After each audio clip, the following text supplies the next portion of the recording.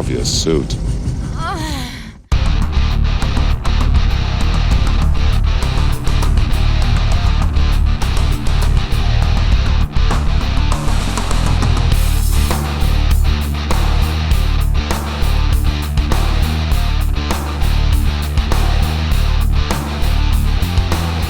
Hello, beautiful people.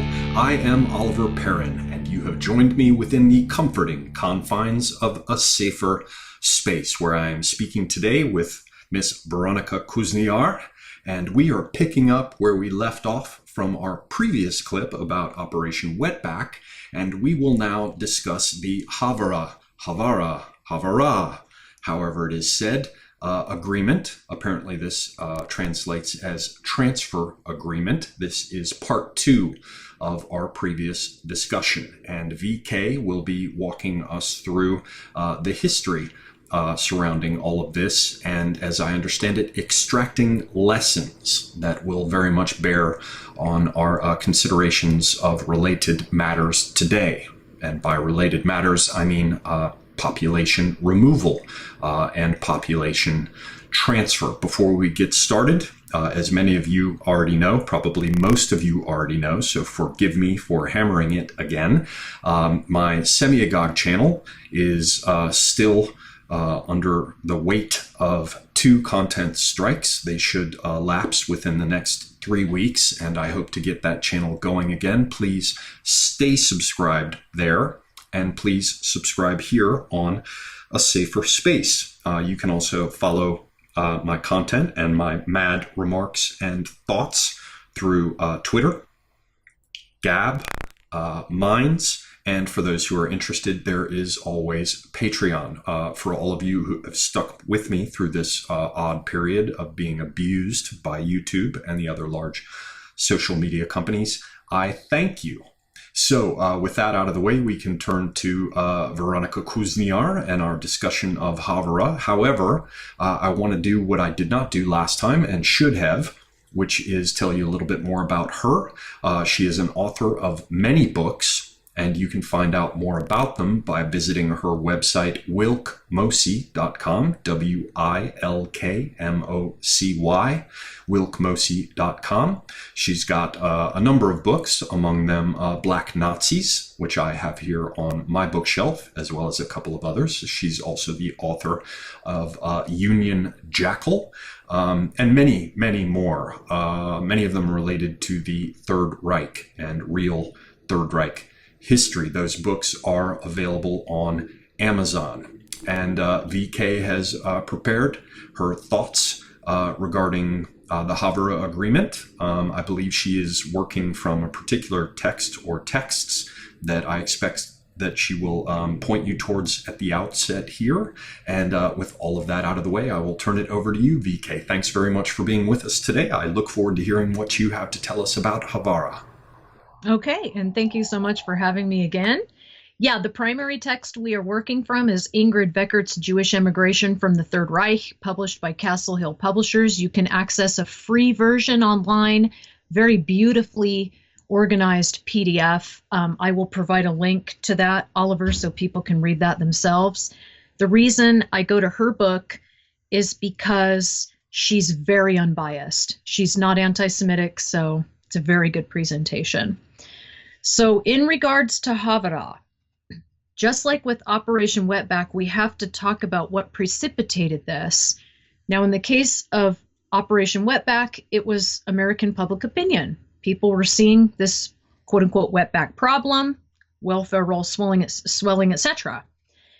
The transfer agreement is quite different. This was precipitated by world Jewry's declaration of war and a subsequent economic boycott of quote-unquote Hitler Germany on March 24th, 1933.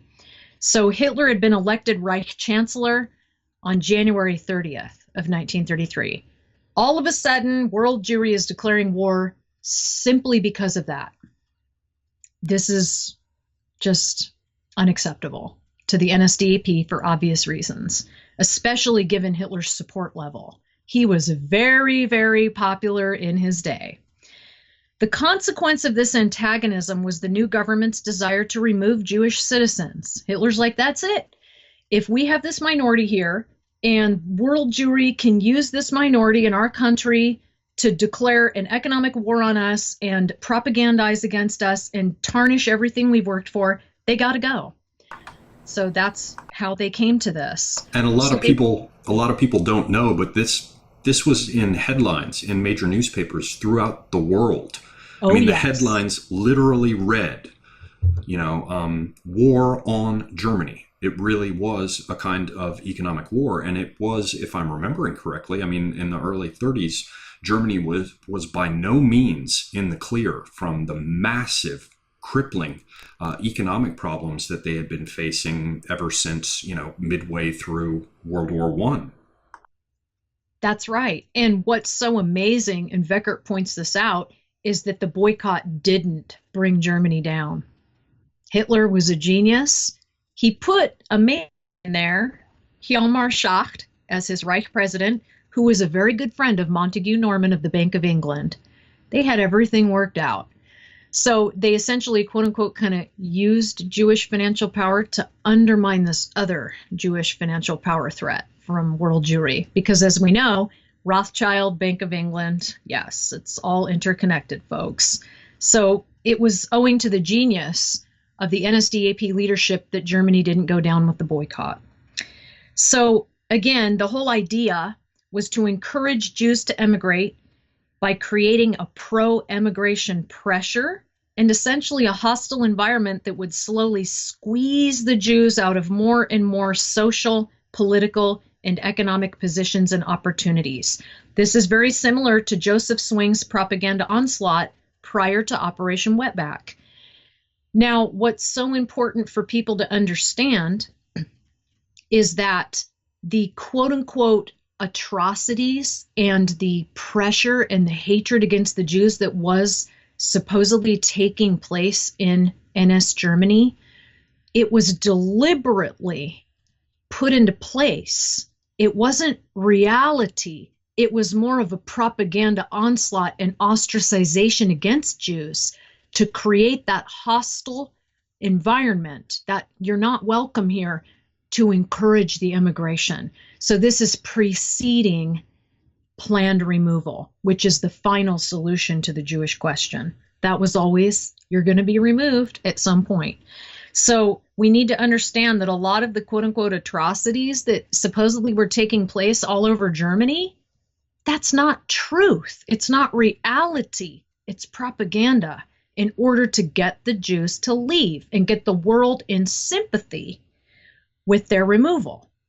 Because you have to have some kind of bilateral solution, right? You have to have countries of reception if you're going to get rid of your Jewish population.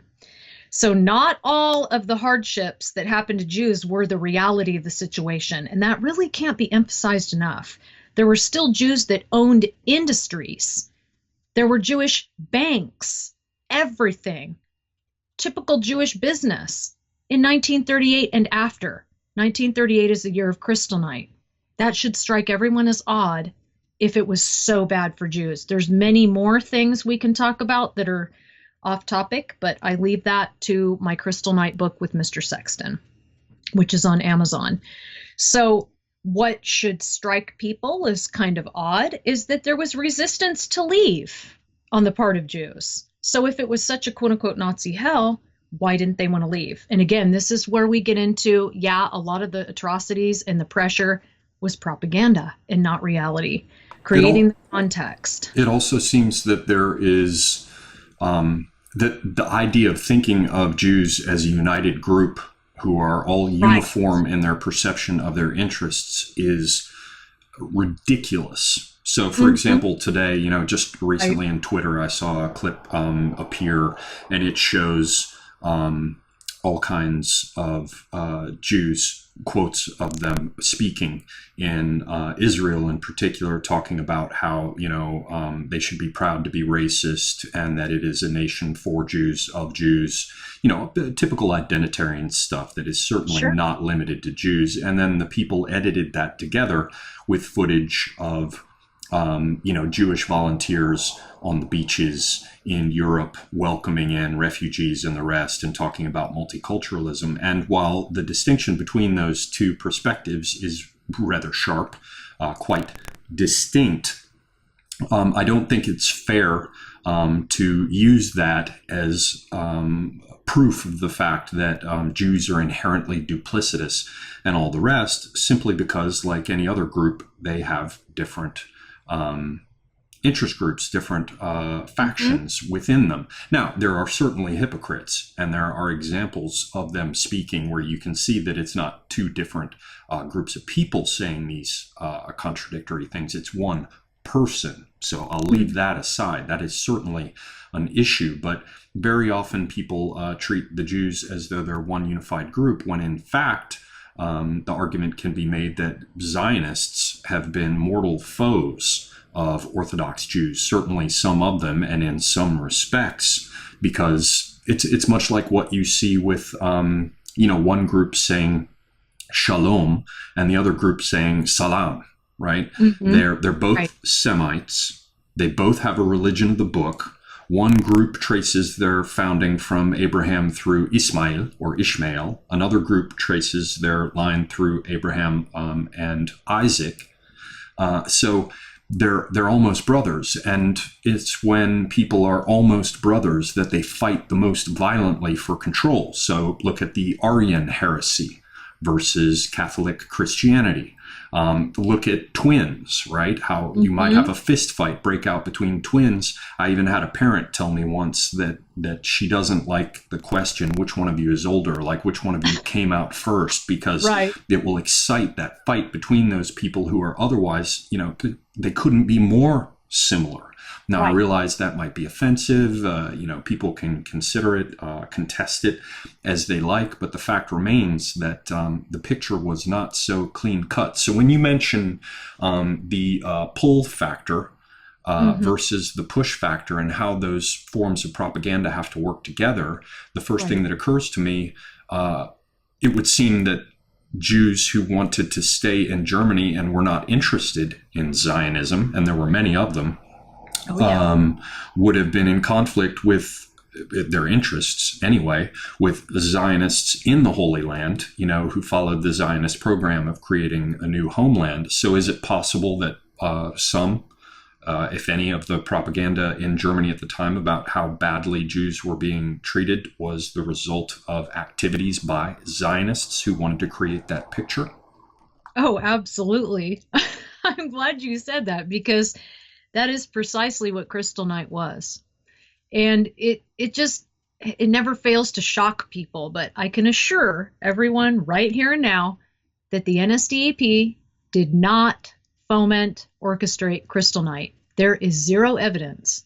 And the strongest evidence against NSDAP involvement is that 2 telexes attributed to Gestapo Heinrich Müller and Reinhard Heydrich of the SD were fakes created by the Allied Psychological Warfare Department for the International Military Tribunal. So you don't need fake telexes if the orders were real. And that's where they get the roundup number of 30,000 Jews. Didn't happen, folks. There's no documentation. So what we do have here is a situation where we have competing groups who are trying to sort of seize the reins of world Jewry, as it were. Correct. And a very bloody conflict between them at times, from what I've been able to see, though many people don't know about it. So that, I guess, is, sorry for derailing you, but that's the background against which you're painting this picture. So someone apparently comes up with this idea of Haavara, of transfer, of moving them out. How did all this come to be? Okay, well, this is interesting because it was actually initiated by the Zionists and not the Nazis. And the Nazis were like kind of taken aback, and they're like, okay, yeah, we'll go for it. Hitler was all about Haavara. So there was resistance, like you said, to leave on the part of assimilated and long-established German Jews. They did not see themselves as Jewish, and they fully rejected it. So we'll just go through some of the groups here so that we can see that, no, not all Jews were united here. One group of German Jews, the Zionists, we're talking particularly about the Zionist Union of Germany, which was known as the ZVFD in German, founded in 1897 and constituting approximately 10,000 members, was in favor of the Jewish state and a separate Jewish identity from Germanhood. I'm just going to use that, Germanhood. In 1925, the Zionist Union split. So this is where we see the split in 25, and the new Zionist movement arose. They also referred to themselves as the revisionists or the state Zionists. And let's just call them the revisionists because that's what they're most well known for. Incidentally, the revisionists go on to essentially found Israel. This is the Menachem Begin faction. They literally were referred to as Judeo-Nazis. Kind of interesting. They wanted a Jewish state. That was the only solution for them. For those who don't know, Nazi is just kind of like an acronym abbreviate. Most people listening probably do know, but Nazi is just short for NS, which just means National Socialist. And of course, Israel has been strongly National Socialist. I mean, they've loosened up on it a little bit, but you've got things like the collective farm operations of the kibbutzim. You've got state control of manufacturing and industry, particularly arms, military technology. It's still strikingly a National Socialist country and will likely become only more so. So when you say Jewish Nazi, it's not quite the how shall I say it? What's the oxymoron? Not oxymoron, but the paradox, the contradiction that it would seem to be. Right, and there's testament to the fact that Ariel Sharon referred to himself and his cohorts as Judeo-Nazis. That comes from purportedly Ariel Sharon himself, former Prime Minister of Israel. So yes, it's a term that they themselves used and embraced. They were not ashamed of it at the time. So their founder and leader was none other than Vladimir Jabotinsky. And I'm sure many people have heard this name. He was very radical. And his deputy was Georg Kareski. This is important because these two help create the push factor. And they help the Nazis foment this separate identity. And yes, you belong in your own state. So that has to precede the removal. Always. You have to create the context. You can't just dive in and take them out. You're going to have too much resistance. So the minority and relatively unpopular Zionists, Zionism was dying at the time, pretty much dead in the water. But then along comes Hitler and the fascists, their savior, literally their savior. And these people encouraged a consciousness of belonging to a separate Jewish nation with the Jewish religion. They became the most influential force in the whole Jewish spectrum of identity with the help owing to Nazi support and Nazi pro-Zionist propaganda. They were allowed to fly their flags, wear uniforms, march, have their own newspaper, totally uncensored by the Nazi authorities. The German government did everything in its power to say, yes, you can, Zionists, and you will with our full support. So this is super important. Hitler becomes, ironically, the founder of Israel in many ways. I call him co-founder because the Balfour Declaration preceded him. And of course, Truman legitimized the state and recognized it officially. So he's one of the founding fathers. The VNJ, which is the Union of National German Jews, disavowed anti-Germanism. They disavowed Jewishness as a separate identity. They were extremely pro-German, and they had even addressed the Jewish question. Like, what can we do with these Jews? They are a huge problem. We agree with the Nazis. And they refused to join the newfound Jewish umbrella organization called the Reich Deputies of German Jews. That's known in German as RV. In 1939, they changed their name to Reich Association of Jews in Germany. Now, it's very important to recognize here that some Jews were fully assimilated. They identified as German. They could not conceive of a Jewish identity. There was no way they were going to Israel. They're like, I hate these people. Okay, so they hated Jews. Self-hating Jews is what the Nazis called them, but they didn't see themselves that way. So they even supported the National Socialist government. And I can just read a couple quotes from Dr. Max Naumann and also from the Jüdische Rundschau, which was the Zionist paper They literally wrote, "We believe that the German Jews must find their place in their integration in this state, and we hope that it will occur in harmony with the basic principles of the new state." So they were not prepared to leave Germany. That was not what was going to happen. Dr. Max Naumann stated, as far as the German Jews belonging to the German people, the foreign Jews were scattered to the winds. They're a people without a country. Even the English Palestine is not their country and will never be their country. This is Naumann saying this. And then he says, the remainder that deserves to perish. It is better that a few rootless perish than hundreds of thousands of people who know where they belong perish. Our German people must not perish. Those are direct quotes from Dr. Max Naumann. Now we see that he's literally saying it's better that a few Jewish minorities perish than our German people. Germany first and foremost. So this is where the resistance comes in from German Jews. So no, you can't say they were all united in this. Now, the problem we run into is that these assimilated Jews were rejected. And this is where the Nazis erred. This is where we're going to learn a lesson. That is to say, they failed to appreciate this supportive minority as Germans. And this is where ethno-state governments go wrong, in my view. They are too exclusive. Exceptions should be made. And I stand by that 100%. Now, if you will permit me to read just one quote from Dr. Max Naumann, I think this speaks very well to this whole thing. Of course. We have placed the well-being of the German peoples in the fatherland to which we feel inextricably linked above our own well-being. That is why we welcomed the January 33 national uprising, this in spite of the hardships it brought for us, but we saw in it the only means with which to overcome the damage wrought by un-German elements during those 14 tragic years. Dr. Max Naumann, again, was a Jewish attorney. He said that in 1934. And an Orthodox rabbi from Ansbach wrote that same year, I reject the teachings of Marxism from a Jewish viewpoint and profess National Socialism, naturally without its anti-Semitic components. Without this anti-Semitism, National Socialism would find its most devoted adherents amongst the Orthodox Jews. And I think that's very honest, because what do we see in Israel today? National Socialism. You already said it, Ollie.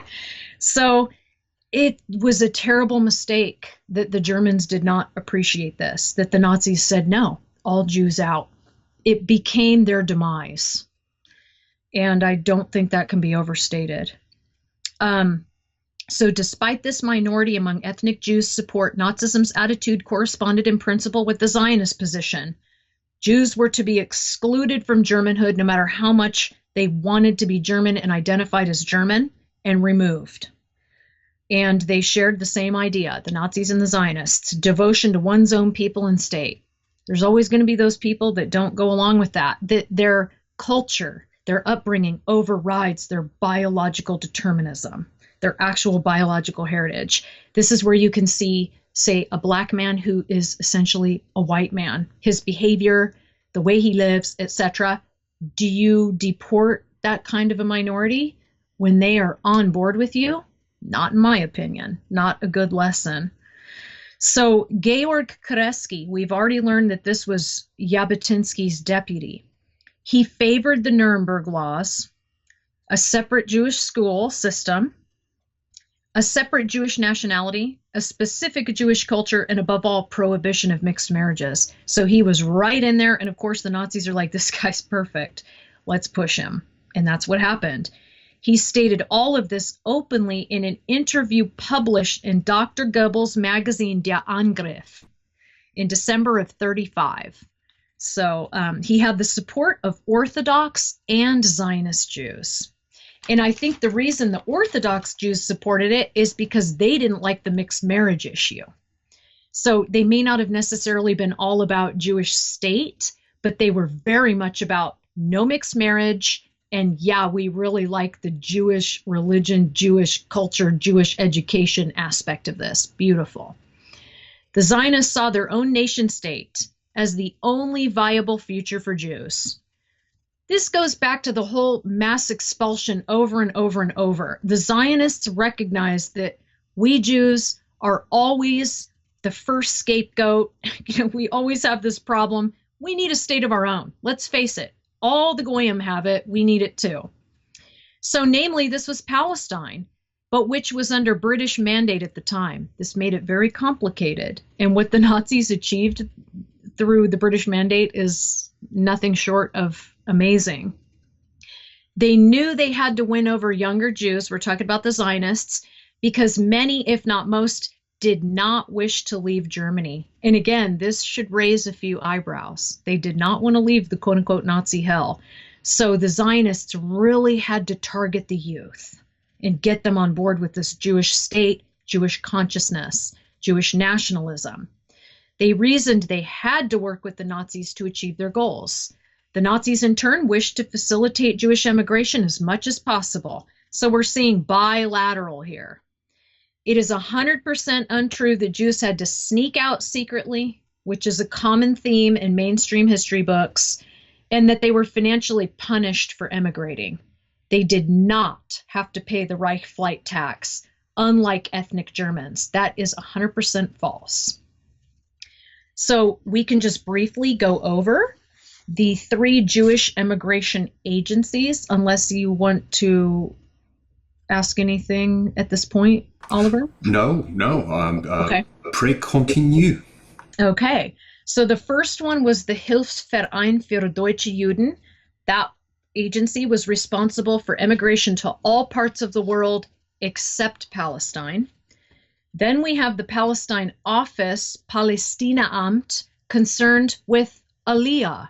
And we've heard Barbara Spector say Aliyah. I'm like, what is that? It literally means ascending, which literally means ascent to Jerusalem, or it's synonymous for immigration to Palestine. So it's the ascent to Jerusalem. Make your trip to Israel. A third institution was the Main Office for Jewish Migration Welfare. And this agency initially concerned itself with Jews who were just traveling in Germany, but later it concerned itself with caring for and resettling non-German Jews. So non-German Jews is very important. And out of this, 2 agreements were concluded. Despite sabotage efforts against both, and we're talking about Haavara and the totally, virtually unknown Ruble-Voltat agreement, which we'll just touch on very briefly because it's much less so. But these 2 agreements were concluded between the Nazis and the Zionists, despite sabotage efforts against both by none other than Zionist leader and Zionist Congress President Chaim Weizmann. He had a different agenda in mind, which is just fascinating how there were so many schisms within Zionism, but there were. And Ernst Weizsäcker, the state secretary at the Foreign Office of Nazi Germany until 1943. He was a traitor. So this guy caused a lot of trouble. And this is why it looked like the Nazis and Hitler weren't interested in helping Jews emigrate. Weizsäcker sabotaged everything. So the war and British blockades officially impeded or ended both of these agreements. It was the British, folks, specifically the British. And I do just want to really quickly jump in to underline something you talked about how there was so much disagreement among the Zionists. I had done some research in the past on influence and reception of Nietzsche. And that was back around probably like 2007 or 8 or something. And I was looking into it and I discovered this whole body of literature about how popular Nietzsche was with Jews. And that's not surprising because for the time Nietzsche had a very positive attitude towards them. But I did not realize, as you're kind of pointing out here, hence my desire to throw this in, that it's just as you say, Zionism was not locked in. I mean, you get the early phases with Herzl and the rest. Right.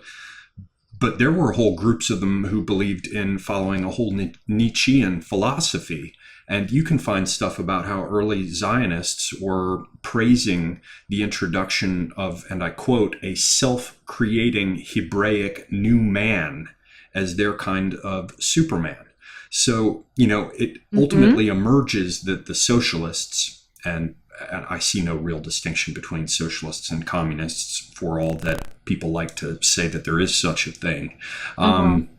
The communists, socialists, whatever, utopians, ultimately emerged triumphant in terms of forcing Zionism to manifest in a particular way. But in the early days, it was by no means a settled matter. Oh, that's absolutely correct. In fact, there were still disputes about where it should be. And as far as I know, Herzl wasn't particularly committed to Palestine per se. He said it could be in other parts, Uganda, Madagascar. He threw out a few different ones. So that's absolutely correct. And then, of course, the ones that were interested in Palestine won out just because it was feasible under British mandate and it wasn't hard to get in. You only had to have 1,000 Palestinian pounds. And not just the location, also the entire philosophy undergirding all of this was not a fait accompli for socialism at the outset. I mean, some dimension of that in that there is the recognition of a people and the idea that they are all responsible one to another. Some dimension of socialism would have had to have been present. But there was quite a bit of conflict. Anyone who's hung out with Jewish people has noticed that this idea that they're a monolithic group that all agree with each other is absurd. I can legitimately say I'm not really aware of many other groups that argue so much among themselves. Right, exactly. So we've already talked about how the two agreements were Haavara, which literally means transfer in Hebrew, and the Ruble-Voltat agreement. And I'm just going to go ahead and read Ingrid Veckert's recap of Haavara because it can't be said any better by me, and she's very concise. And this shows you that it was not only bilateral, but initiated by the Jewish side, and the Nazis were receptive to it. So who had the real power in this relationship? The Jews did. It was more in their favor, which is contrary to what we might think, but it's an important lesson to extract. Sometimes it doesn't always have to be the white side or the European nation that initiates. It could be the other nation or people, minority if they so desire. In February 1933, Palestinian representatives of the citrus growing company Hanatea Limited approached the German government to explore ways of realizing their mutual interests. For the Germans, the emigration of Jews. For the Jewish Palestinians, the immigration of Jews. The Jewish side attempted to get advantageous emigration conditions that would benefit Palestine, and that they did. The German authorities accepted the Jewish proposals, and in May of 1933, the first accords on economic policy were signed. These formed the basis of the Haavara Agreement. We've already talked about how Haavara means transfer, and this is literally to transport or transfer in the case of wealth and goods. That is what was transferred.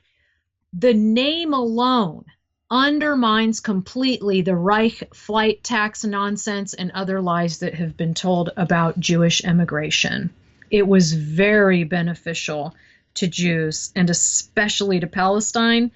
The Israeli state likely could not have made it without this agreement. So the Haavara provided for the following arrangement.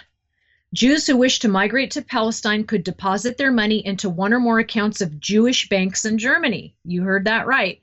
The Wassermann Bank and the Warburg Bank.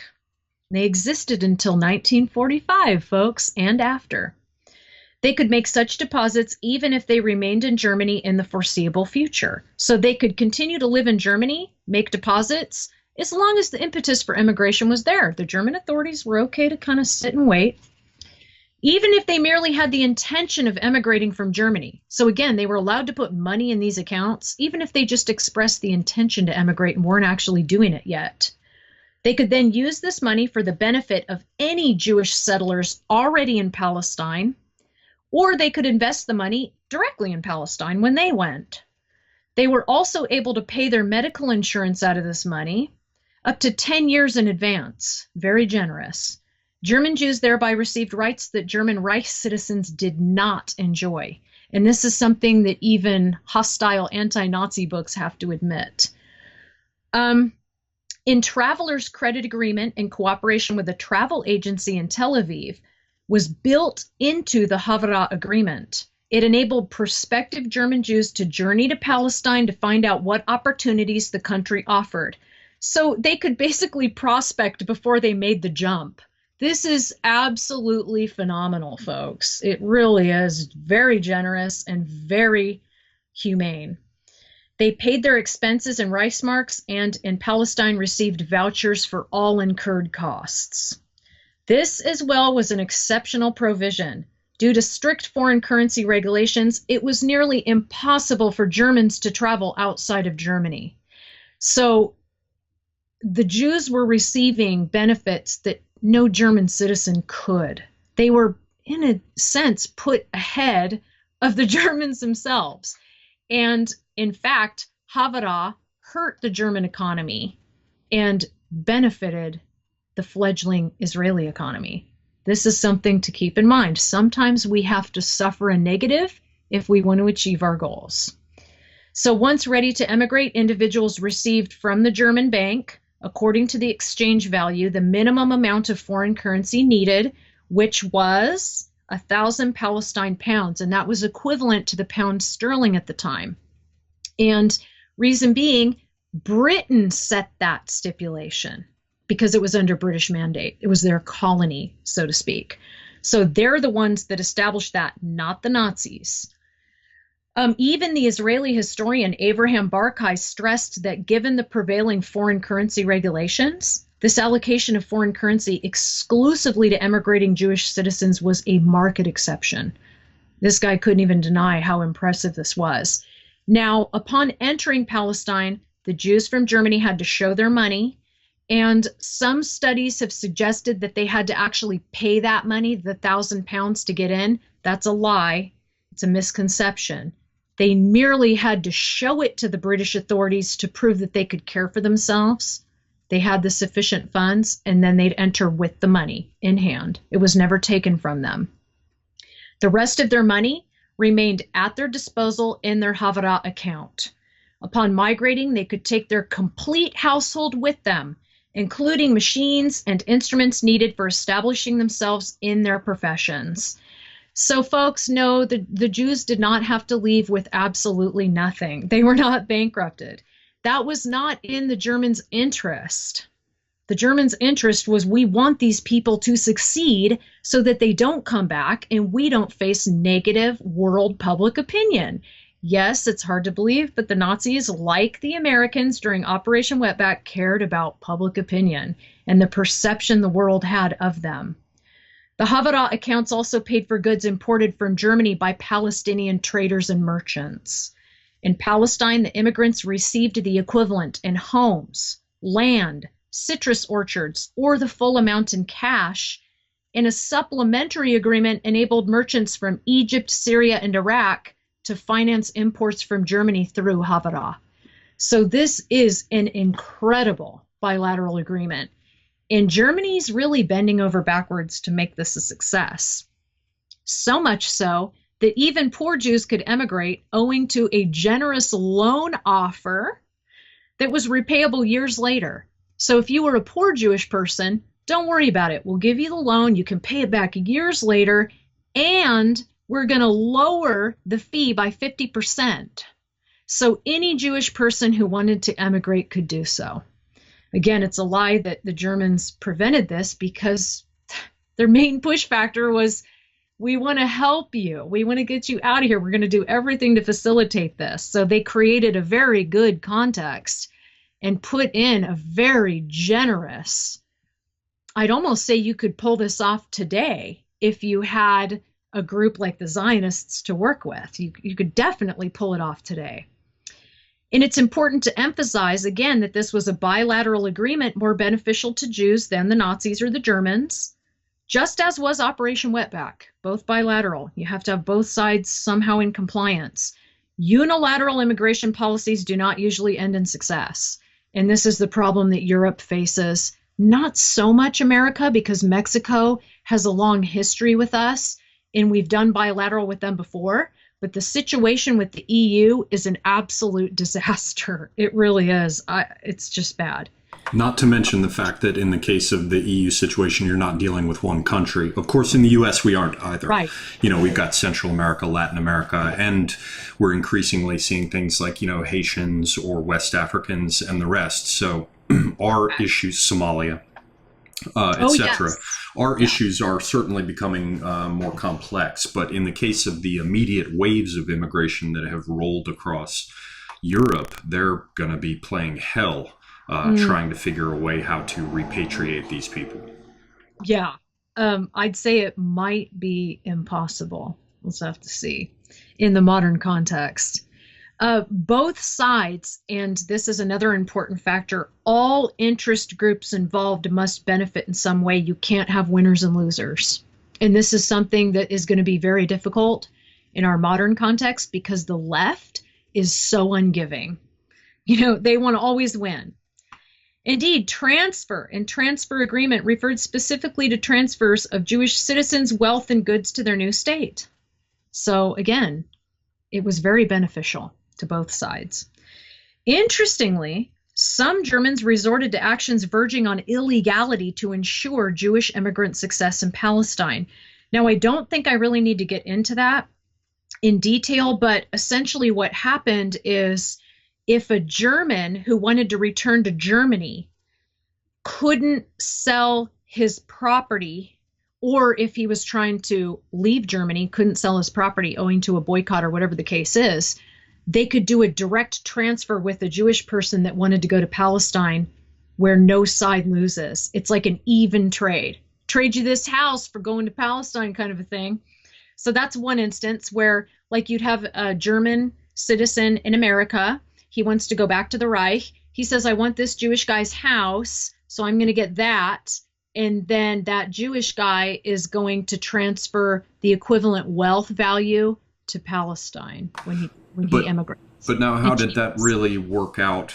How did it actually eventuate? How did such programs actually work out in the real world? Because I know that in the case of the also very interesting population exchanges in, I think it was 1923, between the Ottomans, former Ottomans, the new Turkey, I should say, the Turks and the Greeks.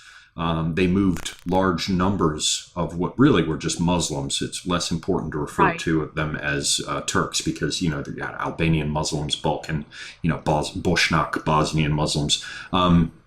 The area of Greece basically expelled under this agreement all its Muslims, or as many of them as they could get rid of. Certain ones, I think, in Thrace were accepted.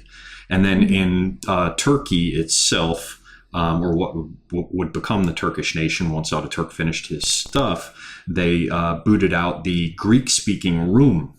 And of course, you have to remember that the Greek-speaking natives of Anatolia are arguably not racially the same as the Greeks of mainland Greece and the islands.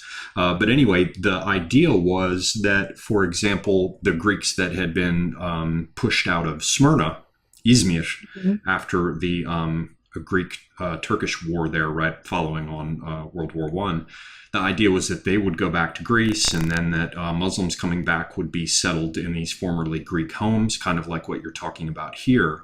Right. But in reality, that seldom worked out. Very often they'd come and they'd find that Turkish Turks, if I can say such a thing, residing in the country that would become today's Turkey, had already occupied those places after the Greeks had been driven out, and the Muslims pushed out of Greece didn't have anything coming. And in other cases, the Greeks who came back, the Greek-speaking Anatolians who came back to Greece, didn't end up getting what they were promised. I mean, the reality is that it just didn't work out as well. I'll grant you that this is Greece and Turkey we're talking about, and both of them immediately following horrible World War One, whereas what you're talking about was in between World War One and World War Two, and much more highly organized countries. But I bring this up just to ask: did that really work out? Did those people really get what they had been promised? Yeah, it did. As a matter of fact, it was Rolf Vogel, who's a former Jewish journalist and publisher of the Deutschland Berichte. He's half Jewish, in fact. He wrote reports about this. And here's what he wrote verbatim. Numerous individual actions of support were not legal, especially in cases where Jews did not wish to go to Palestine and could not be helped in any other way. It so happened that Jews sold their businesses and then lost their proceeds because they could not transfer them. To prevent this loss, government officials offered Jewish proprietors not emigration, but rather the opportunity to represent their own business overseas. So you see, the ones that didn't want to emigrate, the Nazi authorities were absolutely genius. They're like, okay, sell your business, and then we're going to make it possible for you to represent that same business in like the United States of America. How about that? And they totally facilitated it. And this did in fact work because Vogel followed up on it. His book is called Ein Stempel hat gefehlt. One rubber stamp was missing in English. It's a German language book that unfortunately no one's translated, but it has so many details as to be ridiculous. By receiving high commissions and the proceeds from sales as representatives of their own firms, Jewish businessmen got back most of their lost money. Wasn't always all of it, but sometimes it was, and usually it was most. So that did happen. Another transfer trick, and again, these are kind of like, these are pretty much bordering illegality, also conducted with the knowledge and goodwill of the foreign currency bureaucrats, was the transfer of money through the courts. And this is just ingenious. So a person left at the court an envelope marked, "My last will." The person then migrated, and after a few months would make a request to the local judiciary in Germany to have his envelope containing money and shares forwarded on to him from Germany. So the local court, but from the German court. Money could be transferred just as smoothly by an advertisement in the paper. And this is wild. For example, a Jew in Zurich, Switzerland, would place an advertisement in the Nazi paper, the Völkischer Beobachter. Representative required. That's all it had to say. He would then have someone in Germany send envelopes filled with money or shares to the Völkischer Beobachter, which then collected and forwarded them on to Zurich. So yes, this happened in real life. There were so many little loopholes and whatnot and ingenious methods that the Germans employed that they circumvented pretty much every problem that could possibly arise. So it did happen. But at the same time, presumably much of this collapsed once war was declared in the same way that you were talking about with British blockade. So, for example, a Jew from Germany operating as a representative of a business abroad in the United States after the declaration of war is basically cut off. Precisely. So that was the British blocking the channel, and then they closed off immigration to Palestine. They made it very difficult. So we're going to get to that now. There was Jewish opposition to Haavara. Now, we've already talked about Chaim Weizmann, but there were Jewish organizations worldwide that saw this collaboration between Nazism as a betrayal of Jewish interests. So they did everything in their power to hurt it. It's just incredible. There was no worldwide Jewish unity going on, folks. No, that's for the history books, not for reality. Palestinian native traders and merchants felt threatened in the midst of the German goods influx. German products entering via Haavara were better than theirs and cheaper. Now we're talking about Israeli-made goods. So of course they're like, this can't go on. They're undercutting our business. These damn German goods are so good. Some Haavara Jews obtained their businesses via Haavara only to seek protection by these nativists for their own manufactured goods. So they bit the hand that fed them, basically. Very sneaky. And it was the Jüdische Rundschau, which was the Zionist paper in Germany at the time. They decried this flagrant lack of solidarity among Jews for the sake of Jews in November of 1935. So they're going, you idiots.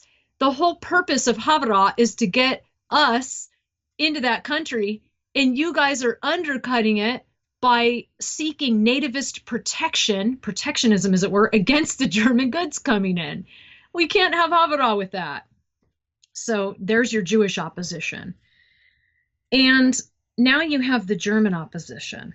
And this is really interesting because, again, it's all about the right people in the right place. So Hitler is crucial to the success of this whole thing in the face of German opposition. Here it is. It was a burden on the German foreign exchange market. There were clear political disadvantages, such as Jewish Palestine now working necessarily against Germans in Germany on the world market with made in Israel goods because they were seeking nativist protection. And once the Germans transferred the goods and the businesses to Palestine out of Germany, they now have competition that they've created. And there was a clear British disadvantage in its Palestinian mandate owing to import of so many German goods. The Brits are going, hey, what about British-made goods? This is ridiculous. So as well, you had the Palestinian Arabs being roused by the influx and the growth in population and influence of these German Jews. That was one of the biggest factors. The Arabs really started getting ticked off. They went after the British authorities and the Germans. And of course, you had the alliance with the Grand Mufti, Hitler's alliance with him. Well, how does that look to him? Not so good. So in essence, again, Palestine became the beast that bit the hand that fed it. And some Palestinian Jews went so far as to call for a boycott of German goods. So that was the opposition to Haavara. Those were like push factors coming out of Palestine. Now, here's where it gets interesting. Adolf Hitler as a person, despite all of this backlash, all these problems, ordered that Haavara continue unabated. He was the one that really pushed this. Neo-Nazis can't get around it. Its suspension was out of the question. So the lesson is just like Joseph Swing, those involved have to be risk takers. Swing took a risk. Political, he could have been lambasted for what he did. Same thing with Hitler. His country could have suffered immeasurable economic and political problems because of this risk he was willing to take, but he did it. Just to cut in there for those who might not have seen the previous clip, Swing was the official in charge of part that was Texas, right? Joseph Swing was in charge of the whole thing. He was thing. like the director of immigration. Yeah. For Operation Wetback. Just to clarify that for people who might not have seen the previous clip, which I recommend that all of you watch before or listen to before listening to this one for whatever that's worth at this point. Correct. Okay, so Haavara continued by way of neutral countries until 1941, whereupon America's entry into the war made it impossible. So that's the only thing that terminated it. It wasn't the Nazis that did it. It was just the war situation and the shutting off of, the economic possibilities, the intergovernmental groups working together. It just wasn't possible anymore. So there were two Jewish banks that kind of wound up Haavara in Germany, and I've already talked about them. Warburg Bank in Hamburg and Wassermann Bank in Berlin. And who do you think those banks existed for, folks? For the Jews living in Germany still. And I mean, we're talking about 1941 here. And they still existed in 45, and the Haavara money was still in there. It was untouched by the Nazi authorities. So just continuing on, now we're getting into the real juicy stuff, and I think people will be blown away by this. Other than the Reich Economic Ministry, we've talked about what all they did, the SS and its agencies supported and facilitated legal and illegal Jewish immigration. So now the Nazis are kind of in the position of Mexico. They're pushing off illegal immigrants of theirs into whatever country that they can get them to. Interesting, but that's how it works. The SS... Almost as though... this kind of population manipulation and the forcing of alien populations across borders is a part of overall war strategy. Yeah, exactly. And people just need to get that in their head. Nazi Germany is the equivalent of Mexico vis-a-vis Operation Wetback. Okay, everybody? And the British Mandate government is equivalent to United States of America vis-a-vis Operation Wetback. So yeah, let's keep that in mind. Because what I've noticed is everybody's all about the illegal immigration from the Reich to Palestine. If they're Hitler worshipers and they're white nationalists or, they're friendly to Hitler. But when it comes to Mexico doing that to the United States, it's so bad. It's not okay. Nativism, stop them. That's our duplicity there, but just a little lesson to learn. In any case, the SS and the Gestapo from the get-go did everything they could to awaken a Jewish consciousness and a Jewish self-image. Otherwise, they would not leave. So it was, in fact, the SS that was really and truly behind this. We have got to create this Jewish identity and nationalism and promote it and get these people in this mindset so that they are ready and willing to leave. And then we'll facilitate it from there. So, for example, this is very interesting. And this goes along with what you said earlier, Ollie. When the Jewish Emigration Center in Berlin was damaged in 1938 during Kristallnacht, the SS cleaned it up and got that office functioning again ASAP. Now, why would the Nazi government sabotage and damage the Jewish Emigration Center in Berlin? That doesn't make a darn bit of sense. So again, this is very strong evidence that Kristallnacht was a Zionist scheme and not a Nazi pogrom. Who benefits? And the fact that the SS rushed in there, got that baby up and operating instantly, testament to it. So Leopold von Mildenstein, who later headed the Jewish section of the SS, yes, there was a Jewish section of the SS, published a pro-migration to Palestine article in 1934. It was featured as a 12-part series in Goebbels' Der Angriff. This guy had spent 6 months in Palestine and was very impressed with Jewish achievements there. His article is very important, and that is what that Haavara medal is all about.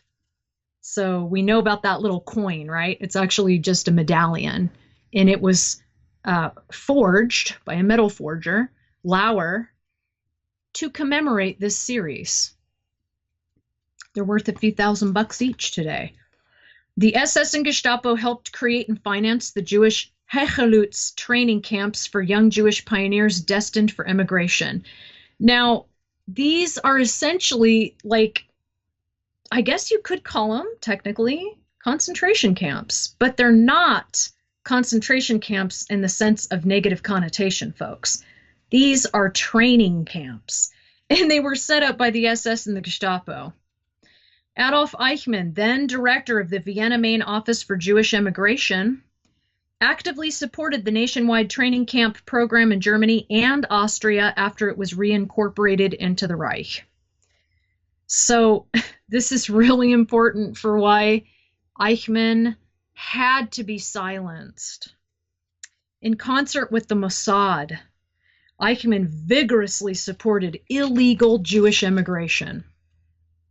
So I want to emphasize that there is a very specific reason, I am certain, that Eichmann was put on trial behind the glass cage. I always wondered about that. And it was because they could always cut off the audio if he went off script. There's no doubt in my mind that's why he was behind the glass cage. Even Hannah Arendt was disgusted at the Eichmann trial. And of course, he had to be put to death before he made this public, because it was real bad negative publicity for Israel that they had worked so intimately with the Nazis. So just so we're clear on that, folks, some people had to pay a heavy price for this whole thing. Now, the Ruble-Voltat agreement, this is virtually unknown, but it's super important. And it's especially important in understanding why Jews support immigration and multiculturalism so much today, and why they have the duplicity regarding Israel versus our countries. So they're against immigration for Israel, most Jews, even if they're socialist, but they're for immigration to our countries. We're going to get to the basis of all of this. This is my thesis anyway. And then also why they fomented Kristallnite. It makes complete sense from the Zionist Jewish perspective. So this agreement was concerned with Jewish immigration to other countries, excluding Palestine. So everywhere but Palestine. The German Reichsbank struggled to provide sufficient amounts of already scarce foreign currency for this emigration. Also, and this is where we're getting into the important part, many countries refused Jewish emigration. So this is lesson number one. When nobody will take you, why wouldn't you be at the heart today of pro-immigration and multiculturalism? The root of this is fear. The Jews have always to fear being that one minority that gets singled out, that no one will take them, that they're very vulnerable. They don't ever want to be in this position ever again. So this is what everyone needs to get in their head. There's a very good reason why Jews do this. And I understand it. I might not agree with it because it's not in my interest, but I understand. And that's really the starting point. The Avian Conference of July 6th through the 15th, 1938, did zero to help Jews. Everybody got together and talked and talked and talked and said, sorry, can't take any Jews. Sorry, we don't want Jews. Magically, Kristallnite happens just 4 months later. And I just say, imagine that. Does it not make complete sense? Okay, world, you're not going to take a single one of us. We're going to make you take us. We're going to create a catastrophe that you cannot ignore. We're going to force the hand. Kristallnite.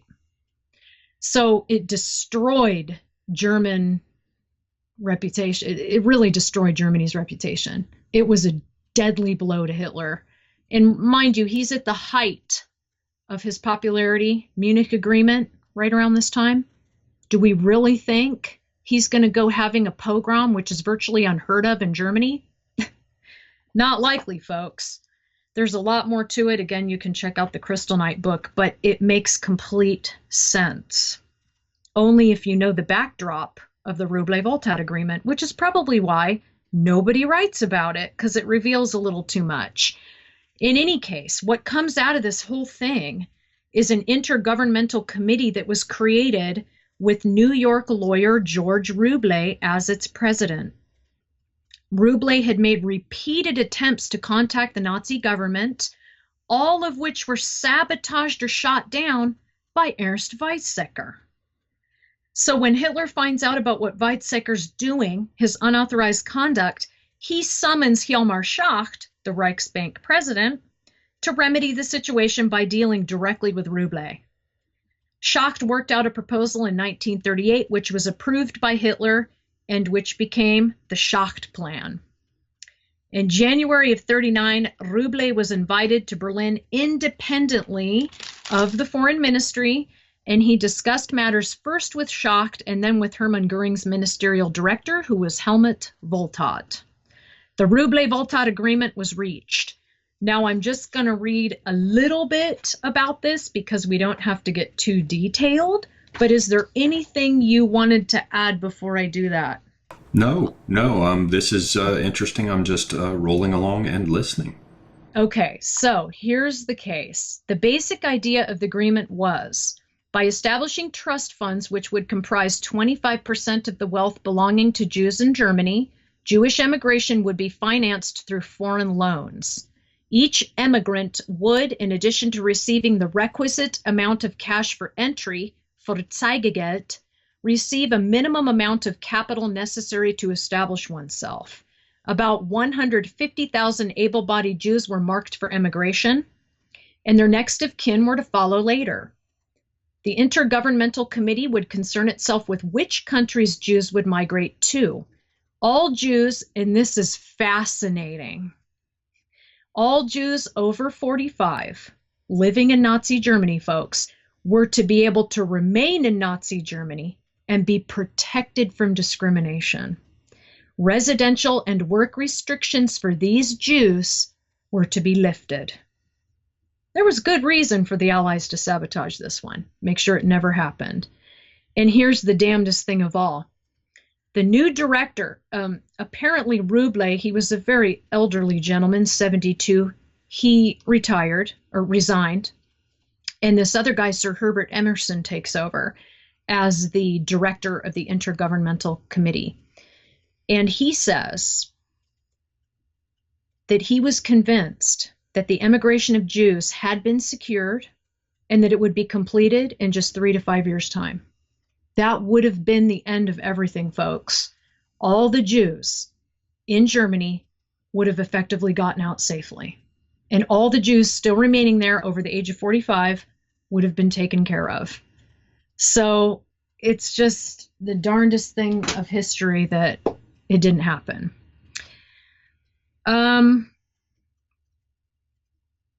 The war and the British sea route blockades. So the war itself and the British blockades effectively ended this agreement. I mean, you kind of have to wonder, was that part of the declaration of war? Did this factor into the Allies' decision? Maybe there's something in the archives that historians need to find, but it would be very interesting to find that out, because Ruble-Voltat, that agreement undercut Haavara because it put Jews that were desperately needed for Palestine to other countries. So there would have been vested interest to sabotage that. In terms of the Zionist perspective, of course. Correct. And it essentially presents an alternative to Jews who don't want to go to nascent Israel. But now exactly. Here's my question for you. Well, there are two. One has to do with declaration of war, because I believe it was Hitler who just sort of, for no apparent reason at all, just kind of declared war on the U.S., which is another puzzling thing. But was under this second agreement, Ruble-Voltat, or however, I'm not sure I heard it right, but you're saying that right. That's correct. Did it actually get underway? Did it have time to get started and actually yield population transfer? Did people actually leave Germany for these other places? Yes, there was some actual action under Ruble-Voltat, but very limited. Okay, and then in terms of the United States entering the war and effectively cutting off, for example, emigration out of Germany to Palestine and stuff because of the circumstances of the war. As you said, the Haavara Agreement, even after the war started, there was still emigration or movement from neutral countries. It was Hitler himself who declared war on the U.S., was it not? Yes, it was. But in all honesty, Hitler's declaration of war against America forced America into a two-front war. And we have to keep in mind that the Americans were already attacking German shipping, U-boats, etc. They were already engaged in naval warfare in 1937. Hitler ignored it. He ignored it for a long time. And then he said, that's it. Enough is enough. Well, so there were advantages to Hitler for declaring war on America, and he had the obligation for his Japanese ally. And it is very unlikely to be a coincidence, though I have not done the looking into it that I will do, but it does not seem to have any room for coincidence that the same year Hitler came to power, as I recall, that was 1933, right? Correct. Is exactly the same year that FDR broke with all the longstanding precedent and recognized the USSR as a legitimate government. Yep. So it would seem that the commies who'd been pushed into the U.S. to engage in their subversive activities, occupying many, many high points in the U.S. government, people like Alger Hiss, arguably, as Diana West has discussed in her book, American Betrayal, people like Harry Hopkins, certainly any number of confirmed spies from the Venona cables and confirmed by the Venona cables, I should say, operating in the State Department, as I said, Alger Hiss, others, Lachlan Curry, many of the people involved with the New Deal. It would seem that perhaps, and this is just a side note, but I throw it in, that when Hitler came to power as a National Socialist, given that socialists and communists are entirely interchangeable, they're just, national and global varieties, that Stalin saw that as the most serious threat of all, not simply because of the idea that the Nazis were gearing up to wind up their tanks and send them eastward, but also for that same point that I talked about earlier about how, the most closely related groups like twins or like Arabs and Jews, the ones who are going to be fighting in the most bloody fashion to seize what each of them sees as their rightful sphere of influence. So rather odd thing. That's right. Yes, or very well said. Indeed, we saw, if the Nazis had their way, they would have moved further to the east. Certainly the Russians ended up, and I should say Bolsheviks, Soviets moved further to the west. But even today, the socialist machinations seem to be all about taking over Europe as a whole, as we've seen. So yes, that. Truly.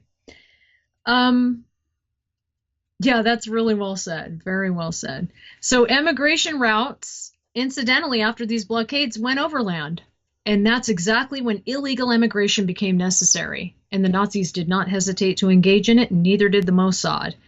That Jewish immigration continued post-1940 is the result of three factors: the international connections of the Jews, the assistance of the German bureaucracies, and the Mossad Aliyah Bet, literally, Office for the Second Immigration, which referred to illegal immigration to Palestine. This is, folks, the forerunner to the Mossad as we know it today.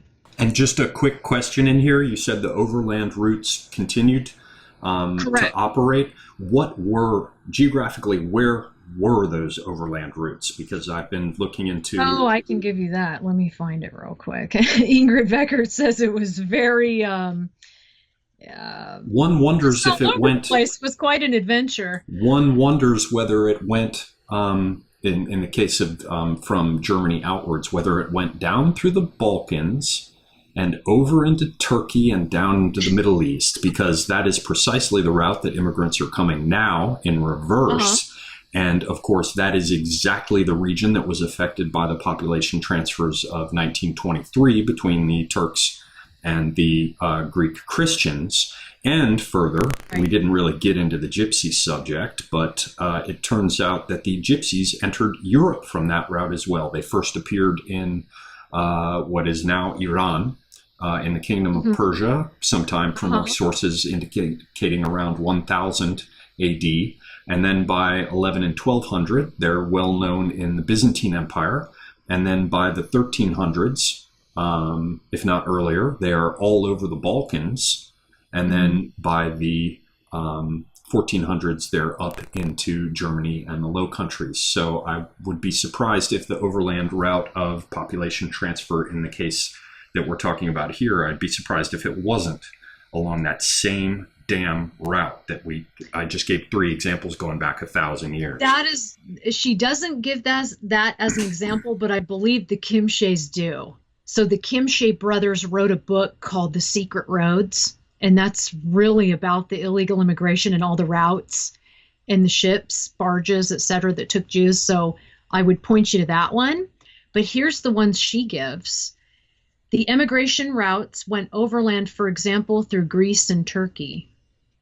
On 18 and 21 June 1940, the Jüdische Nachrichtenblatt revealed an adventurous route via Yokohama to America. A map showed the new travel routes: Berlin, Warsaw, Moscow. I'm not sure if this is supposed to be Cheetah or China. It could be a typo. It says Chita, Chita, but I think it's supposed to be China. Shanghai, Yokohama, San Francisco, Los Angeles. From there on, either in easterly direction to Chicago, New York, or south to Mexico, Panama, Santiago de Chile. The German government offered Jews with valid visas a route through occupied France to Spain and Portugal, from where they could then travel to their destination, which could be any number of places by ship. So it got rather convoluted. That's the example she gives. Now, I'll have to have a look. Just a side thing. It would have to be the case. I'm sorry, it's not really that important a point, but it just goes to emphasize the way that the the players of the great game change in some fashion or another. The pieces on the board of the great game change, but the board itself doesn't. So once again, I'm going to have to look at those Balkans, but thank you. Yeah, check out the Kim Shea's book, The Secret Roads. I think you can get it for like a few cents or $1 on Amazon used. Owing to the increasingly restrictive British immigration policies, the Mossad collaborated with the Gestapo and SS to effect illegal Jewish entry into Palestine. Their relationship got stronger and stronger as things got worse and worse. Heinrich Himmler, ordered Jews released from the concentration camps for this purpose, emigration. They were never prevented from being released. Interesting to note, folks. And this is after 1940, all the way until the end of the war. Himmler was releasing Jews. Where did all those mysterious numbers go? The Gestapo secured other country visas to circumvent direct, which was illegal, travel to Palestine. So they had to do it all convoluted. They chartered suitable ships. I'm talking about the Gestapo folks. And they even covered part of the costs. Thousands of illegal Jewish immigrants arrived via ship in 1939 to their various destinations. After the outbreak of war in 1939, of course, I've talked about it, the relationship grew stronger. And they went so far as to fudge immigration papers. We're talking about the Gestapo and the SS. They coached immigrants on what to say and what not to say to the authorities when they were questioned as to where they were headed. And the German authorities kept quiet about it all. Just turn a blind eye and let it happen, folks. From 1938 to 1948, over 100,000 Jews migrated to Palestine illegally. The total number of Jews who left Germany varies from 100,000 to 537,000. Illegal immigration to Palestine accelerated after 1938. This is very important to note because that was exactly after Kristallnacht. The official German figure from the Wannsee Protocol, which is the only figure, folks, from the entire protocol that's rejected by mainstream historians as to how many Jews left, is 537,000. I think that's a trustworthy figure. One more thing important to note, and this is going to wrap it all up, and then we can talk about maybe a little bit more today. Jewish socialists all over the world opposed Jabotinsky's NMO, the National Military Organization, aka Irgun. Not all Jews are on board with each other, and there's an awful lot of Jews that are hostile to Israel even today. They do a lot to sabotage its image. And they definitely love any kind of researchers that are pro-Palestinian. So just something to keep in mind as far as propaganda in favor of pro-immigration versus anti-immigration, population displacement. Of course, we see today that this legal and illegal Jewish immigration into Israel has displaced the Palestinians, who are still in limbo to this day. It's an unresolved issue. So that's pretty much all I've got on that. Well, now you just threw out the figure of something a little bit over 500,000. Was that the number Correct. that is put forth as the total number who went out under Haavara and this other agreement, the one with an R and a V? Yeah, ruble voltat, yes. And that's thought to be the total number, but it is disputed. Because I looked over here, for example, at Wikipedia, and, whatever that's worth, it's very hit or miss. Some of it's very good, some of it's awful, depending on who the particular editors are. But it's saying the migration of approximately 60,000 German Jews to Palestine from 1933 to 39. Yeah, that was in particular Haavara. Haavara itself, officially, so during its official existence, not its unofficial existence, which would include illegal numbers.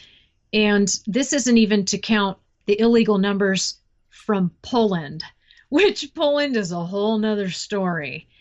They were, oh my God, the entrenchment of Poland, their government, their military, and the Zionists cannot be overstated in any way. Poland, you mean their interlocking cooperation? Oh, yes. Oh, yes. And that's a whole nother history that's just fascinating to me that I've just scraped the surface of it. But Poland was really big in getting these Jews and turning a blind eye too into Palestine. So they helped the Nazis in essence. But the reason 537,000 is disputed is because it causes problems for the Holocaust narrative, which we won't get into too deeply. But the Wannsee Protocol, every single figure from the Wannsee Protocol is accepted by the pro-Holocaust narrative faction, except that one, 537,000. Talk about cherry picking. And I had mentioned that before. So that's why it's disputed. Yeah, it seems there'd be I'm not obvious sure the reasons. Germans lied about that. Yeah, exactly. Right. So that's the tip of the iceberg. And yeah, in terms of the Correct. Poles, I don't want to piss off our Polish viewers. It seems to me when you say that they were helping the Nazis, that expression should be extended to include the phrase they were helping the Nazis to help the Jews. Right. But there was a Polish SS division. There was. A Polish researcher sent me that. I was fascinated. And Yes, they had and a there little were hussar as their logo. any number of European groups that got in behind the Nazis. It was a very popular Right. ideology. I mean, as I recall, I think it was Tim who told me years ago that the Nazi government sent their researchers over to research our eugenics programs because they thought they were really, top notch and worthy of emulation. Yep, they got him straight from America. There it is. Well, then, I guess the next sort of obvious phase of this would be to try to take a look to see what lessons you think you can see in this historical background for us today. Some of them you've already mentioned that overlap with our previous discussion Right. of Operation Wetback. So maybe we can kind of wrap up this part with consideration of the lessons of Haavara, and then maybe you can share your thoughts with us to close on lessons that come from looking at both together. Right.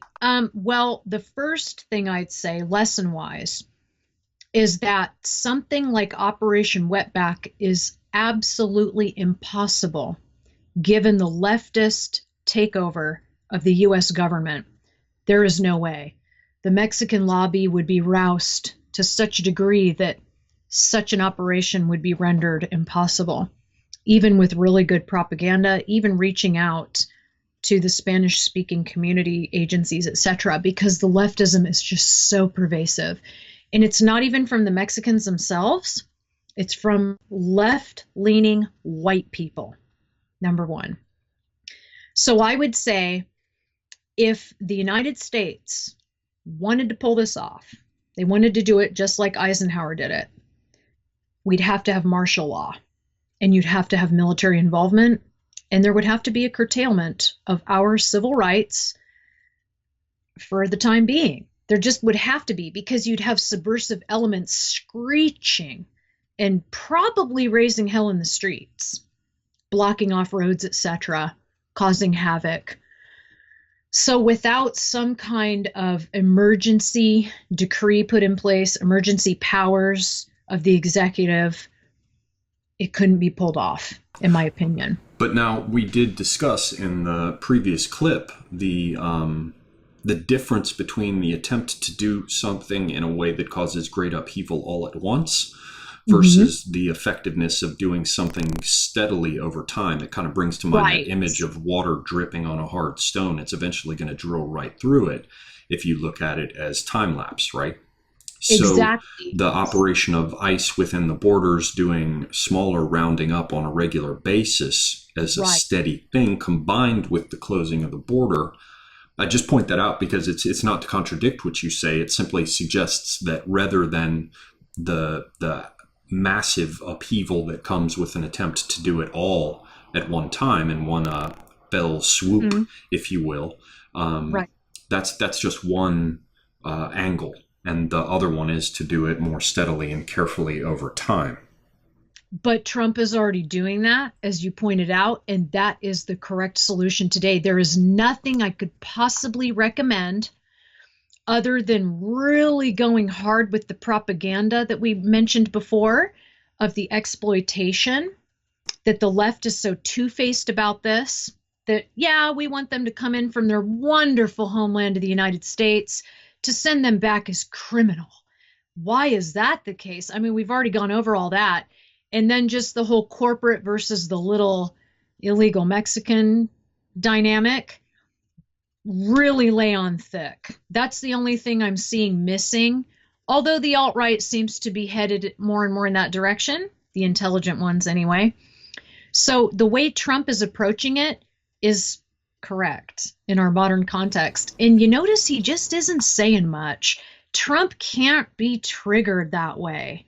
I don't see it. I just don't see it. He'll do something silly like Rosie O'Donnell's a bitch on Twitter, and everyone's focusing on that, or Omarosa's one ugly hag. They're all focusing on that while he's getting the job done behind the scenes. It's absolutely brilliant. And I do think there is a strategy there. Yeah, that's a Trumpian strategy, and it's enviable to say the least. So he's doing it correct. You're right. But there is the issue of time, because how much time is there? I mean, in a best case scenario, given that we no longer do what commies like FDR did, which is, no longer have the opportunity for presidents to be in office as long as they were, for example, right. Before it was all changed after FDR. So in best case scenario, he has 8 years. Also, I do just want to say for our viewers, it appears to me that VK is using the term propaganda in its original sense, which is entirely neutral and simply means communication strategy. Yeah. Right. I know you're well aware of that. I just wanted to let other people know.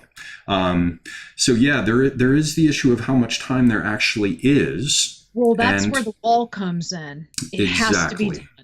Has to be done. It buys a bit of time, and of course there is the other feature of pull and push and gaining some kind of acquiescence, some kind of positive participation from the countries to which these people would have to be repatriated. But that seems to me to anticipate us sort of bringing together all of it. So before we head down that path, I just want to ask, are there any specific lessons from Haavara that we should be thinking about before we jump to considering both of them side by side?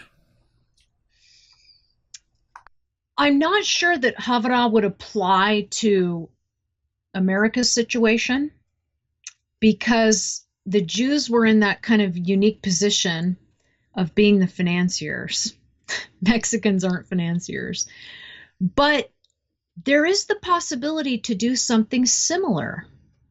Like you could offer some kind of bribe. So for every citizen Mexico takes back, we'll give so much money towards Mexican industry. Listen, you should definitely be not be in corporate communications. That's not a bribe. That's a financial incentive. Oh, okay, financial incentive. I like that better. I talk real talk.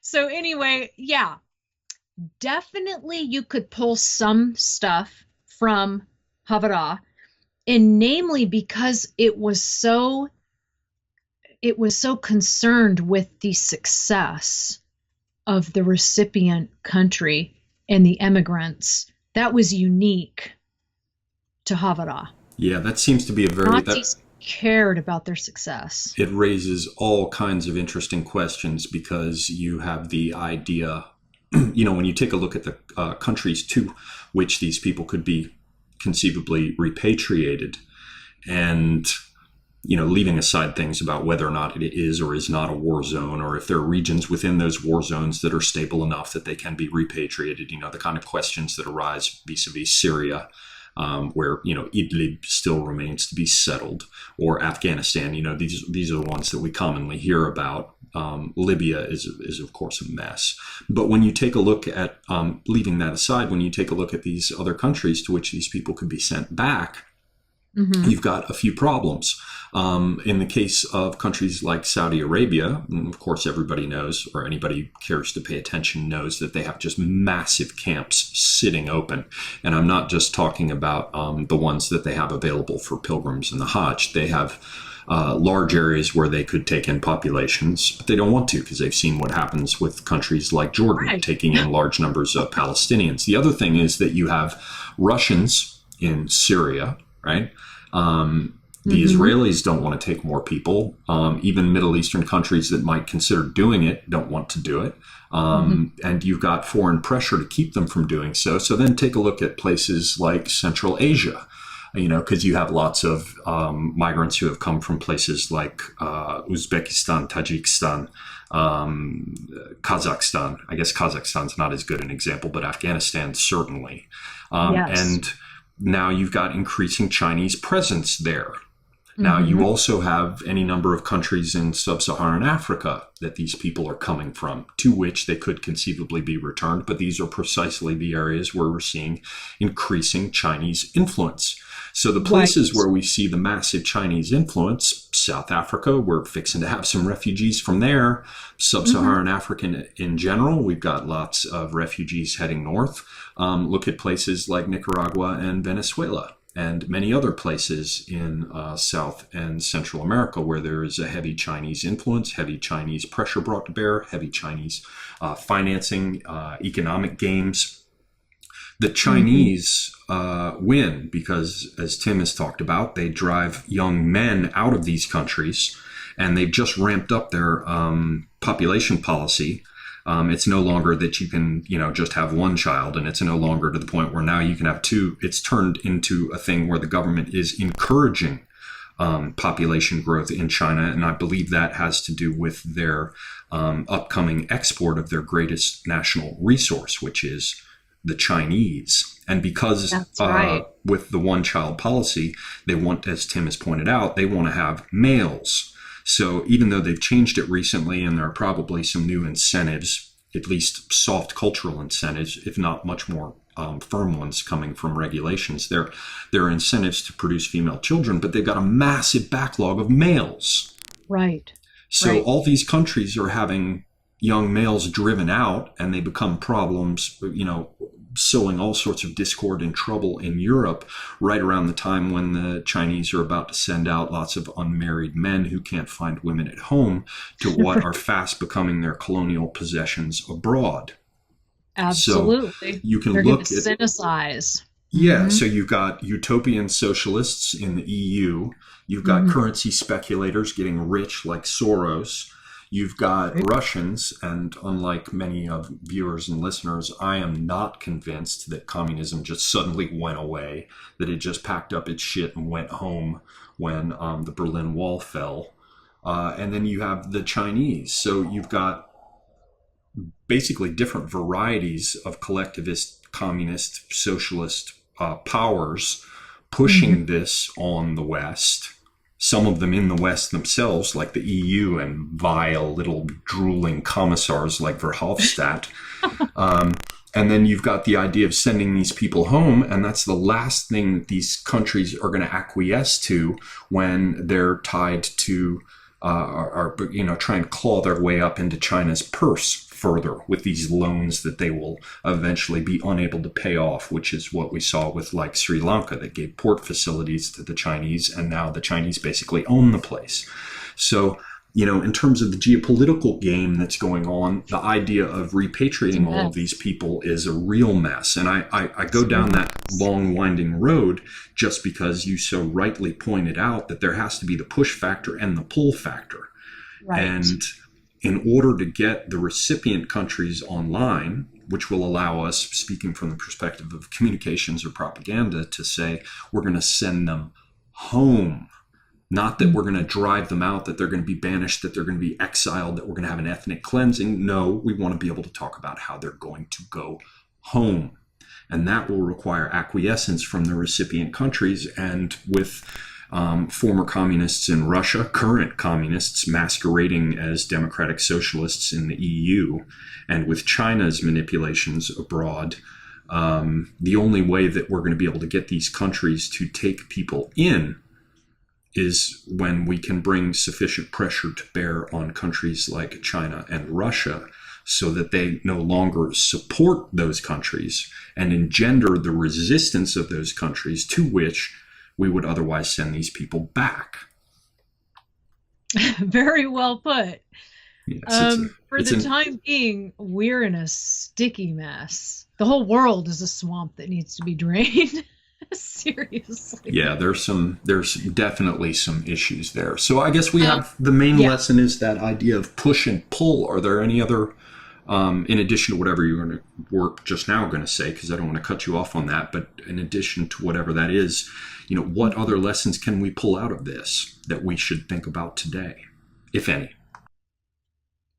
Well, you clearly cannot have a serious immigration policy if you have absolutely no limits on your immigration, like real limits. For example, you just take any people, regardless of their qualifications and whether they're totally impoverished or super wealthy. The United States takes everybody and anybody from all over the world. It's like indiscriminate. There's also the problem of interchanging migrant and refugee. We need to get over that real quick and make a clear discernment between the two because they are not the same. And as far as creating push-pull factors, what could possibly work, and probably the only thing that could work in the modern context, is to have legislation that punishes the employers of illegals. In this case, you can't really punish them for hiring legal immigrants. That would really be unpopular. So illegals. And then you have to have some kind of economic leverage used against like Russia and China if you're going to try to get their compliance. And it clearly can't be too harsh, right? Right. But that's what we're seeing with Trump right now. He's attempting to be able to bring that economic leverage to bear. Right. And once again, it divides into carrot and stick, offering both of those alternatives to the groups that they're dealing with. I think that much of China's ability to continue and considerably ramp up the process, the pace of their One Belt, One Road and their naval escapades with trade and logistics and transfer, all the economic stuff they're doing. They're able to do that because Trump has backed off and is allowing them to. That's part of the carrot. I think there's the stick as well.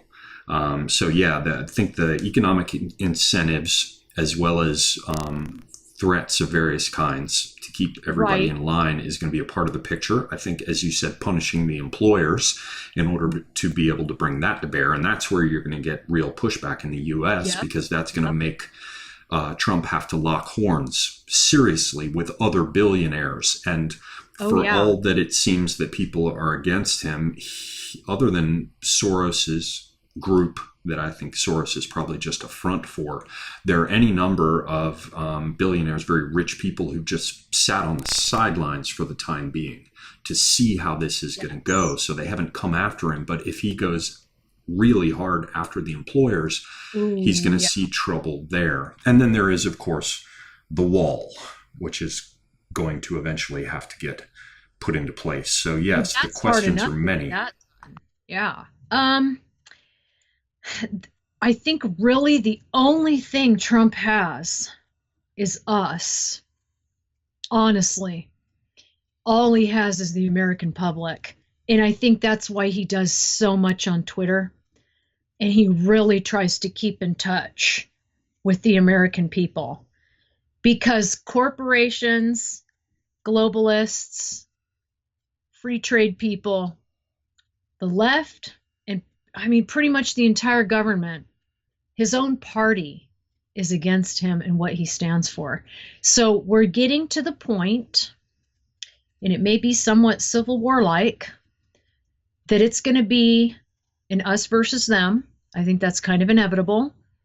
And it's going to be increasingly a schism, you see, between right and left. Going to have to choose a camp, basically. if this happens as he intends to do with, I'm going to build that wall. And I'm going to have to say, it's going to have to be the American public versus the corporations and the government. So Trump is going to have to be like that patriot, the harbinger of the American people against the system. That's how it would have to be portrayed. Because if he has American public, if he has us on his side, pretty much 100%, which those shit libs, man, they're going to make it really hard. I don't know that he can get anything more done. It's like I just see every step of the way they throw something in his way. They are still trying to do that stupid impeachment thing. Most people that I talk to are pissed. They do not like what's going on. They just want affordable housing, affordable education. They don't want the entire third world swarming their communities. At their heart, they're with Trump.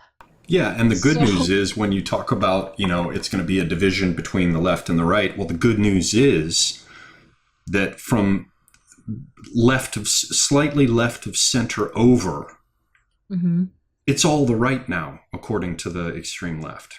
Which means that if it does divide into what is currently today being called the left and the right, it's going to bring in the massive center. And that's where there is some value in populism. The people, like you just said, they want to make sure that they can pay their damn electrical bill. They can put an above ground pool in a few years, and their kids are going to get be able to go to trade school. These expectations are entirely modest. These are not people who need to have, a 5-car garage. These are people who just want to get on with their lives and make a living and feed their kids and not be, rolled out into traffic when they're over 80.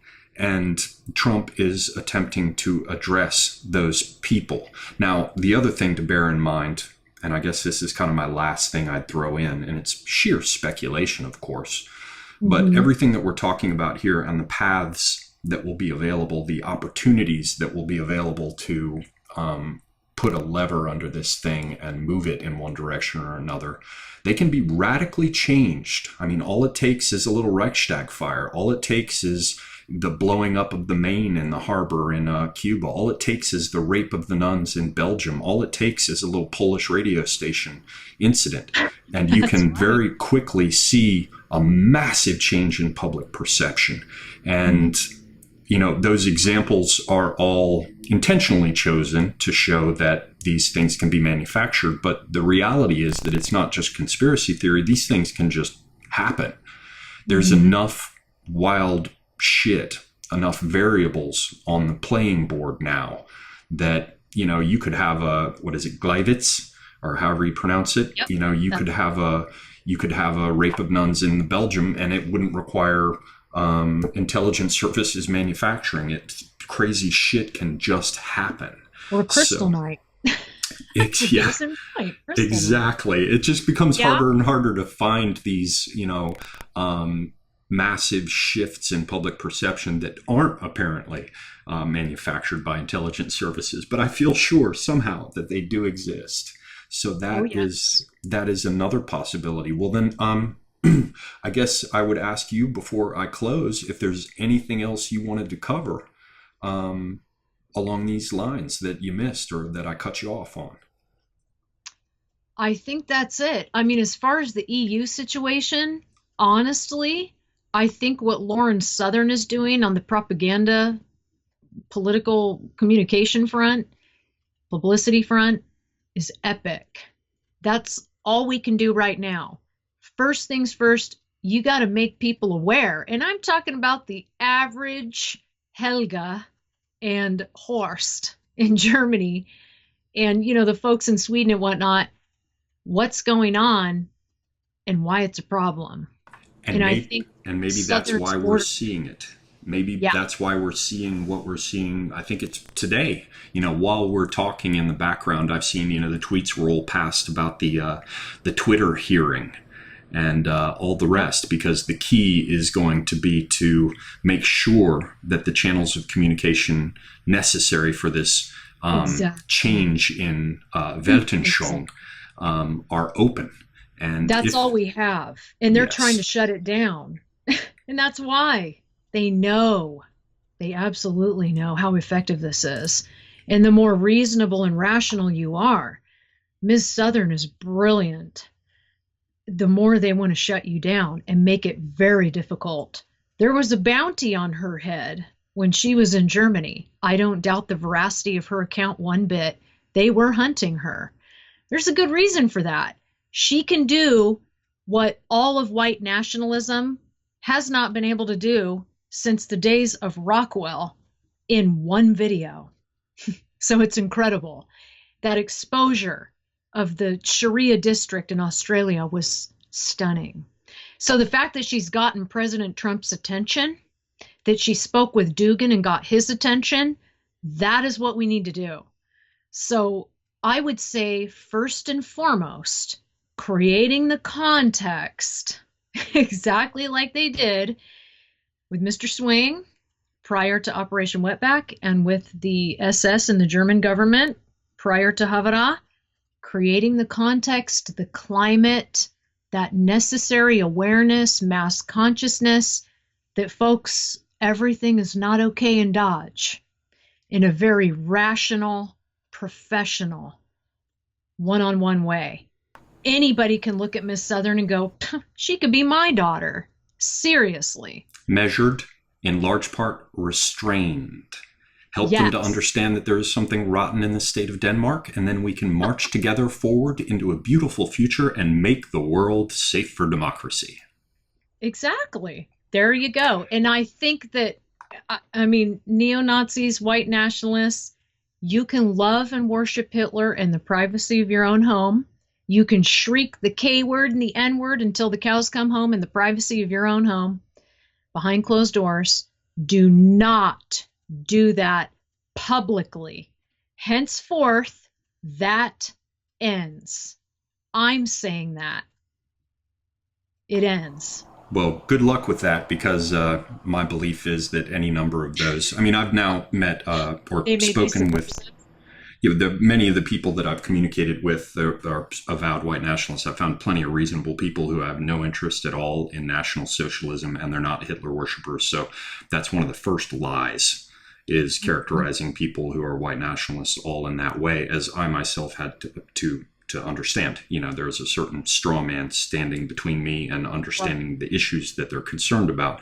But yeah, for the most part, I think that but the ones that do, Ollie, the damage can't be undone. Charlottesville cannot be undone. We have Andrew Anglin, Mike Enoch, and a lot of other neo-Nazi white nationalists of the Hitlerian brand that have caused permanent, irreversible damage. And that stops. That's where you look at them and you apply the question, cui bono, who benefits? And that reveals to you who they are and what they're doing. So anyway, that's exactly. So it seems to me. Well, then it looks like we have a beautiful horizon, a vista opening up before us of potentialities, many of them grim, but all of them dramatic. So let us see what we shall see. I thank you very, very much for both of these clips. It took considerable time to put all of this together and to present it, which you did quite well. So again, thank you very much. I'm aware that you have a lot of fans that will be coming to check this out. For those who are not your fans, of course, I encourage you to engage in the comments section if there are things that you disagree with that VK has brought up or that I have brought up, and we can hash it out with all kinds of flaming and trolling in the comments section. But that is that's the path that is open to us to talk this through and keep the communication open, as we talked about here at the end. It's better to argue about it than to stay silent and smolder. And also, I want to thank all of our viewers, or I should say listeners in this case. I know it's a long clip, but I think that there is much food for thought here. So thank you all very, very much. I'm Oliver Perrin, coming from a safer space. And until next time, I am out.